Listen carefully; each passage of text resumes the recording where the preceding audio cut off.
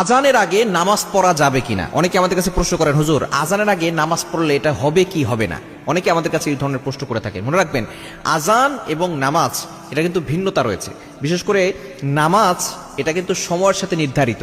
সময় যখন হবে তখন আপনি নামাজ পড়তে পারবেন। আল্লাহ পাক রব্বুল আলামিন নিজে বলে দিয়েছেন সূরা নিসার 103 নম্বর আয়াত, 5 নম্বর পারা 14 নম্বর পৃষ্ঠার 11 নম্বর লাইন। সূরা নিসার 103 নম্বর আয়াতে আল্লাহ বলছেন, ইন্নাস সালাতা কানাত আলাল মুমিনিনা কিতাবাম মাওকুতা। নামাজ হচ্ছে নির্ধারিত সময় পড়তে হবে। অর্থাৎ আপনার জোহরের ওয়াক্ত হয়েছে, ওয়াক্ত হওয়ার আগে আপনি নামাজ পড়তে পারবেন, ওয়াক্ত হবে তারপর আপনি নামাজ পড়তে পারবেন। তাহলে এখন আজান দেওয়া হয় কেন?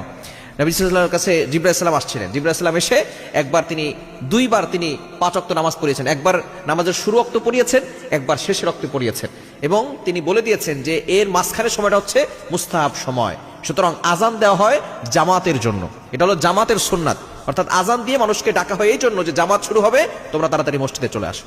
এজন্য আজান হচ্ছে জামাতের সুন্নাত। এখন কথা হচ্ছে, যদি কেউ আজানের আগে নামাজ পড়ে ফেলে তাহলে তার নামাজ হয়ে যাবে। যখন আপনি সফরে যাবেন অথবা কোথাও যাবেন, ওয়াক্ত হয়ে গেছে, আপনি নামাজ পড়তে পারবেন, কিন্তু ওয়াক্তের আগে আপনি নামাজ পড়তে পারবেন না।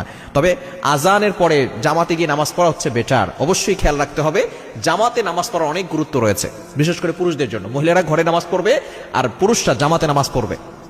নবী সাল্লাল্লাহু আলাইহি ওয়াসাল্লাম একবার বললেন যে আমার মাঝে মধ্যে ইচ্ছা হয় যে আমি একজনকে বলি তুমি ইমামতি করো, আর সাহাবায়ে কেরামকে তোমরা নামাজ পড়তে দাঁড়াও, আর আমি কিছু সাহাবীদেরকে নিয়ে বাইরে গিয়ে আমি বলি তোমরা লাকড়ি নিয়ে আসো। এবং যারা পুরুষ বিনা কারণে, কোনো কারণ ছাড়াই মহিলাদের মতো ঘরে নামাজ পড়ে, আমার ইচ্ছা হয় আমি লাকড়ি দিয়ে তাদের ঘরগুলো জ্বালিয়ে দিই। জামাতের কতটা গুরুত্ব চিন্তা করেছেন? জামাত হচ্ছে, আপনি যদিও জামাতে নামাজ পড়া এটা সুন্নাত, তবে অবশ্যই জামাতে নামাজ পড়লে অনেক ফজিলত। জামাতে নামাজ পড়লে অনেক ফজিলত হবে, আপনার প্রতি নামাজে 27 গুণ, 100 গুণ, এরপরে মসজিদ ভেদে আপনার বেশি বেশি করে সওয়াব হবে। নামাজ জামাতের সাথে পড়ার চেষ্টা করবেন।